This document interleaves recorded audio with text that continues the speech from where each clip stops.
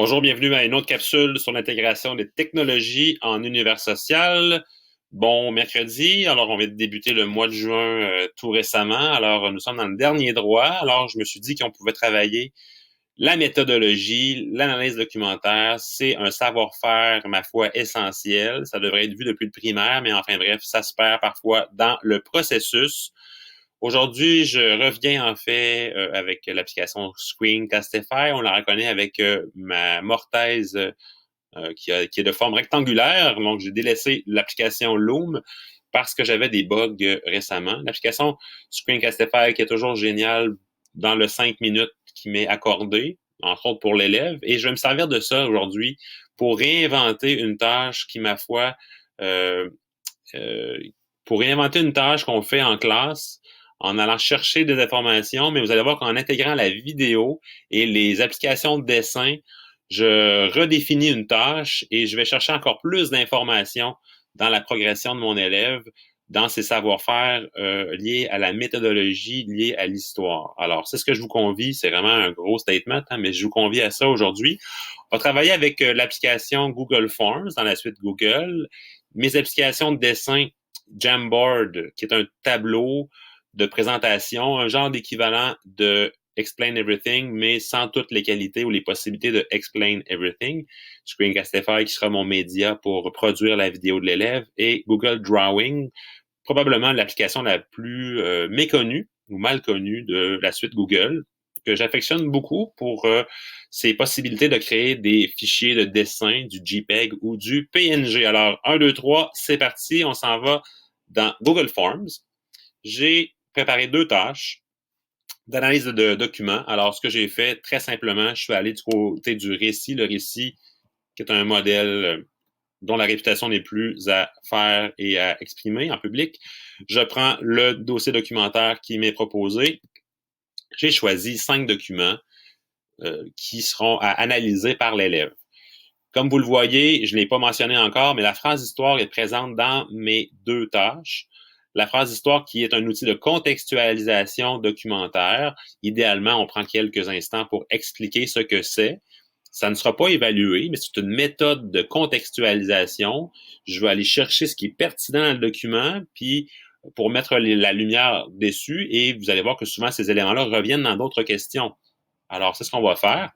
Donc, pour les 5 documents, l'élève doit me faire une phrase histoire qui est, dans le fond, colligée dans Google Forms. Et Google Forms qui nous produit à l'enseignant, qui produit à l'enseignant un tableur Google, ce qui est génial, parce que je peux voir la compréhension globale de ma classe d'un document à la fois, savoir là où ça bug, quelles sont les composantes, quels sont les aspects. Quand je lis en histoire, qu'est-ce qu'on remarque en fait, c'est que les élèves ne voient pas les repères de temps. Souvent, les repères, le sujet va être cerné, mais les autres composantes sont souvent un peu malmenées. C'est ce qu'on avait noté à l'automne dans l'analyse des phrases d'histoire. Je vous reviendrai un peu plus tard cet automne avec la suite de l'histoire sur la phrase d'histoire. Donc, ici, vous avez, donc, on produit la phrase, et là, j'ai choisi dans cette variante de tâche-ci de travailler les aspects de société. C'est quelque chose qui est souvent aussi mal réussi.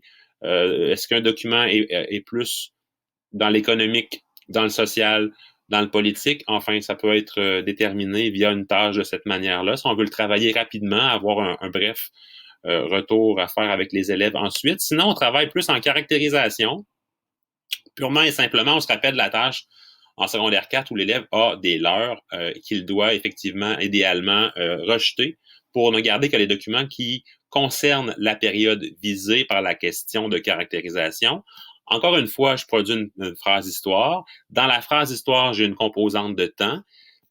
Ayant produit la phrase, j'ai sous mes yeux le repère de temps. Donc, si je demande à l'élève d'associer un document à une période, ce sera beaucoup plus facile de le faire. Là, j'ai pris les périodes en HQC3. Si je vois un document sur la Nouvelle-France, puis que la question porte sur la période 1791 à 1840, ça sera plus facile de le faire. C'est sous mes yeux. J'aurais pu utiliser le Trocupoc, évidemment, également, mais la phrase d'histoire a beaucoup de bienfaits, et le plus grand étant de relier des informations entre elles pour en faire une connaissance. Et l'élève, cette organisation-là, c'est ce qui va lui l'aider à garder l'essentiel du document. C'est beaucoup plus compréhensible pour lui. Donc, ça, c'est pour la variante, pardon, Google Form, phrase d'histoire, d'analyse documentaire. C'est très rapide à faire comme tâche, à monter. L'élève ne passera pas 1 heure là-dessus si on lui donne 5 documents. Et il y a une espèce d'aspect photo finish. Je vois où en est ma classe, mes élèves. Et si je reproduis ce genre de tâche-là dans l'étape ou dans le reste de l'année, je peux voir la progression. Ça, c'est pour une chose. Je ne sais pas si vous connaissez le modèle SAMR. Le modèle SAMR, c'est un modèle d'intégration de la technologie. Ce que ça dit, en fait, c'est que quand la technologie ne fait que remplacer la tâche telle qu'elle existe, il n'y a pas vraiment de bienfait. Mais l'idéal avec la technologie, c'est qu'on va remplacer, mais on va rendre cette tâche-là encore meilleure. On l'amène à un autre niveau. Et voici un exemple en utilisant des applications de dessin et en jumelant le tout avec la vidéo. En l'occurrence, l'application Screencastify, les élèves peuvent avoir accès à un compte dans lequel ils vont pouvoir se filmer et vous envoyer le format, la tâche via, par exemple, le Google Classroom. Donc, je reprends la même tâche ou une variante, encore une fois. J'ai le même document 1, pas besoin de le répéter. Là, je vais tasser ça pour avoir de la place. Donc, l'élève, ce qu'il va faire, c'est qu'il va s'enregistrer en train de faire tout ça ici. Bon, je dois dire que j'ai toujours un petit pépin quand je travaille avec Drawing. Là, ça a été résorbé, là, mais c'est pas toujours évident. Donc, ça, c'est pas très bon.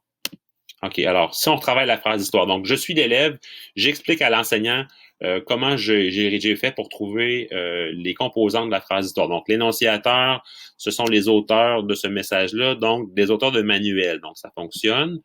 L'intention, comme c'est un manuel scolaire, le but, c'est de décrire, d'expliquer un phénomène, une réalité, donc dans la description. Le sujet, c'est économique. On parle de la montée du commerce du bois. Le temps, on l'a vu, hein, c'est un repère qui est explicite 1800 à 1820. Le repère d'espace demande un petit peu de mettre en place une réflexion. Donc, j'ai lu Amérique du Nord britannique. Je me rappelle que les colonies telles que le Bas-Canada et le Haut-Canada appartiennent à la Grande-Bretagne, donc elles sont britanniques. Donc, je parle effectivement du Bas-Canada. On parle des Canadiens français aussi. Ce que je suis en train de faire, c'est du thinking aloud. Donc, j'explicite à haute voix tous les processus mentaux que j'utilise pour trouver des réponses dans une tâche. Et la tâche ici, c'est de faire une phrase histoire que je pourrais écrire ensuite juste en dessous. Je vais faire une petite boîte de texte. Là, j'écrirais en tant qu'élève, je n'ai pas de majuscule, je suis désolé, ce sont des auteurs de manuels qui décrivent la montée du commerce du bois au début du 19e siècle au Bas-Canada. Donc, la phrase d'histoire, elle est non seulement écrite, mais j'ai un bon aperçu du cheminement emprunté par l'élève. Ça n'a pas de prix pour l'enseignant. Quand c'est fait, on envoie tout ça. C'est un fichier, je vais télécharger la vidéo et je la renvoie, je la partage par Classroom. Je pourrais faire la même chose ou presque avec Jamboard. Là, j'ai mis un petit fond coloré, là, mais je pourrais l'avoir en blanc. Je pourrais même l'avoir je vais dire en carotté. Enfin bref. Donc, Jamboard, c'est une application. Ce qui va être différent, c'est que je pourrais avoir des diapos. Donc, s'il y avait un dossier documentaire plus grand, peut-être 3 ou 4 documents, 5 documents, je reproduis la même procédure. Encore une fois, j'ai ici la possibilité de surligner des éléments, la montée du commerce du bois, on le connaît par cœur. Tout ça, il y avait les auteurs de manuels en bas, ici, et l'Amérique du Nord britannique. Ce qui est intéressant, ici, par contre, j'aurais pas de boîte de texte, mais on l'a vu ici, je pourrais écrire avec des petits post-it. Je trouve ça vraiment cute comme idée. Alors, prétention qui décrit.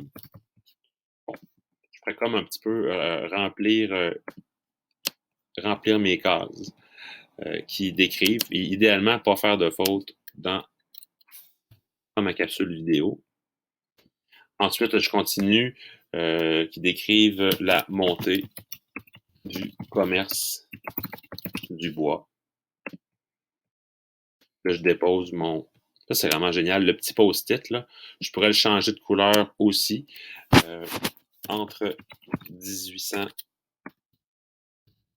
et 1820.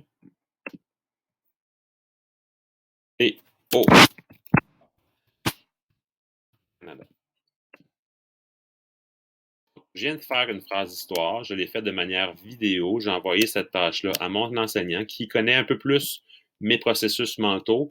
Je viens de redéfinir une tâche avec la technologie et ça, c'est vraiment intéressant au point de vue de la pédagogie, d'apprendre à son élève comment lire un document en histoire et comment repérer les composantes, entre autres, de la phrase d'histoire. Alors, c'était un peu le but de la capsule aujourd'hui. Deux manières de faire pour travailler l'analyse documentaire. C'est un savoir-faire qui est très, très, très important, pour lequel il y a encore du développement pédagogique à faire, ça c'est sûr. Alors, j'espère que ça vous a aidé et je vous dis à la prochaine pour une autre capsule sur l'intégration des technologies. Alors, une bonne journée et à la prochaine.